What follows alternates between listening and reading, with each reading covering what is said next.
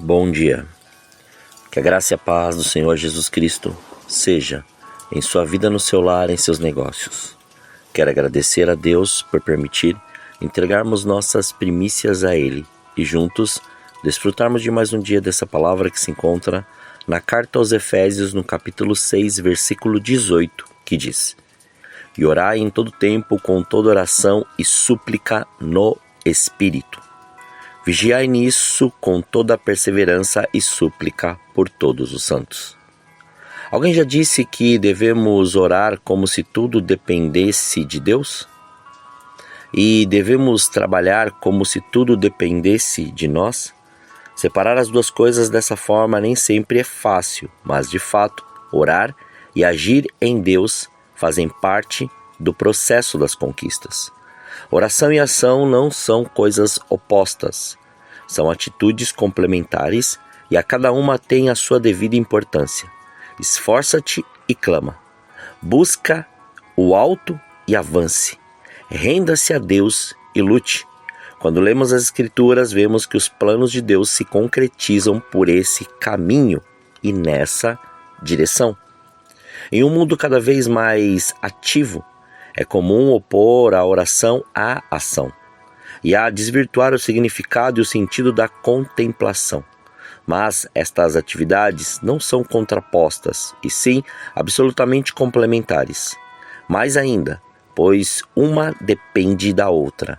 A primeira é a oração, depois vem a ação, como resultado da oração. Da união com Deus, consequência da verdadeira oração, brota a força sobrenatural que torna a ação apostólica eficaz.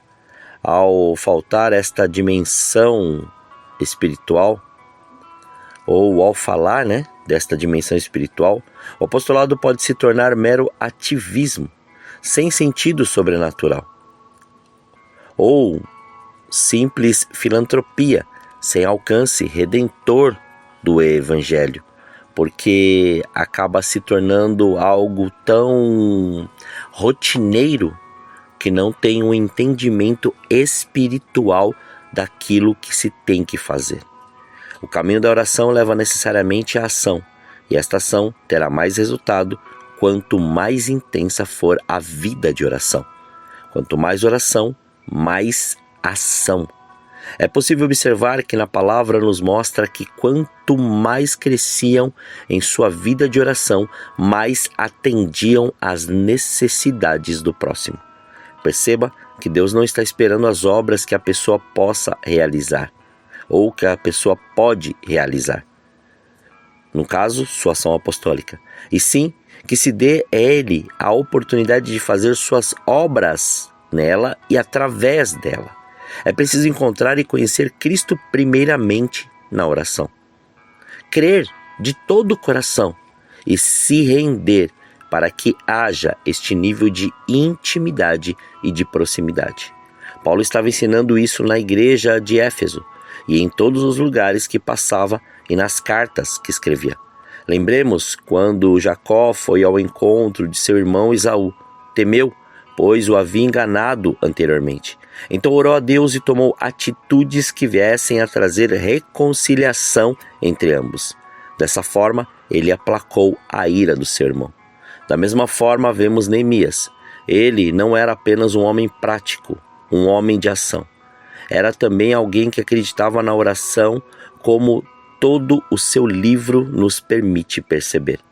Nele vemos a oração e a ação trabalhando harmoniosamente lado a lado.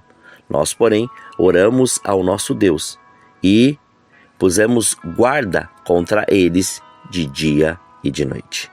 A ação, quando tocada pela oração, torna-se algo completamente diferente. Não é mais uma ação qualquer, mas uma ação tocada pelo poder e pela sabedoria do alto. Uma atitude que procurou se harmonizar com os propósitos do Altíssimo. Isso faz toda a diferença. Quando oramos, nossas orações são energizadas com o poder de Deus. Já não estamos fazendo algo com nossas próprias forças, mas na força do Senhor. Já não é a nossa debilidade que está atuando, mas o poder dele. Ele multiplica nossa força e nosso vigor. De mesma forma, ações feitas em oração trazem consigo a sabedoria divina. Então, o Deus onisciente e infinitamente sábio traz para a minha mente uma clareza e uma compreensão que eu não tenho em mim mesmo. Posso caminhar na sua luz. Orar antes de agir é reconhecer nossas limitações e fraquezas.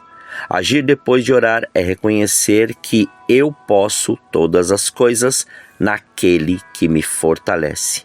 Você conseguiu entender que determinadas palavras saem da nossa boca, mas quando tem a direção de Deus, elas geram um efeito sobrenatural, mas aquelas que não têm a direção de Deus sempre vão gerar confusão, contenda e dúvida?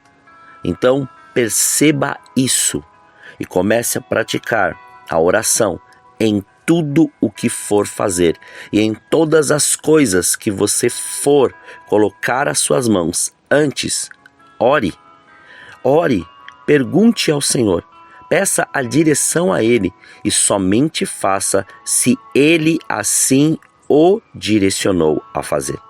Que essa prática seja algo real e verdadeiro em todo o percurso de nossa peregrinação nessa terra, para podermos viver tudo que o Senhor tem preparado para nós neste tempo e neste dia chamado hoje. Oremos. Pai, nós te louvamos e te agradecemos. Graças te damos por esse dia. Obrigado pela sua presença, obrigado pelo seu amor. Obrigado pela sua graça, porque o Senhor tem nos mostrado a cada dia como é viver em sua dependência, como que é viver debaixo da sua graça, debaixo do seu senhorio, debaixo do seu poder. Como é viver diante das perspectivas que outrora nós tínhamos e vivenciar a sua graça, vivenciar a sua glória, vivenciar o seu poder sobrenatural. Diante desta verdade, eu quero agora, Senhor, te pedir perdão. Sim, perdão. Perdão pelos meus pecados, perdão pelas minhas transgressões. Também quero pedir perdão pela vida de cada um, Senhor, dos meus irmãos, das minhas irmãs. Cada, Senhor, pessoa que está, Senhor, ouvindo agora, Senhor, esta oração e estamos juntos, agora em unidade, participando, Senhor querido, deste tempo contigo. Porque sabemos que sem a sua presença nós não somos nada. Muitas vezes nós queremos ficar tão cheios de nós que esquecemos, Pai, de permitir ouvir a sua voz. E ainda, Pai, falamos de uma maneira meio nécia, dizendo que o Senhor disse algo que nós queremos ver. Muitas vezes o Senhor não disse nada.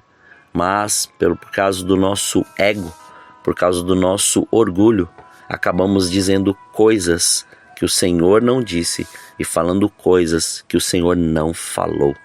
E muitas vezes duvidamos até mesmo daquilo que a sua palavra assim diz e não queremos viver nesta profundidade e nessa entrega que o Senhor assim nos faz através do seu reino.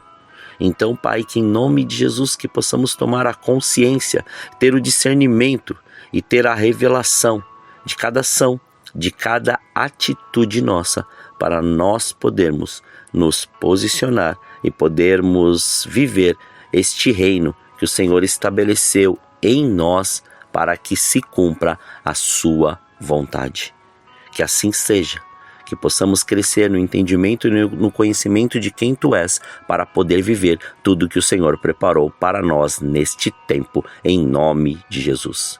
Livra-nos do mal, livra-nos da tentação, não deixe faltar o pão na mesa deste Teu Filho, antes leve ao entendimento daquilo que o Senhor quer, como o Senhor quer, sempre, Pai, sempre, Senhor, direcionando, Pai, cada um de nós em oração, para nós nos posicionarmos e fazer tudo aquilo que o Senhor propôs para nós neste dia chamado hoje.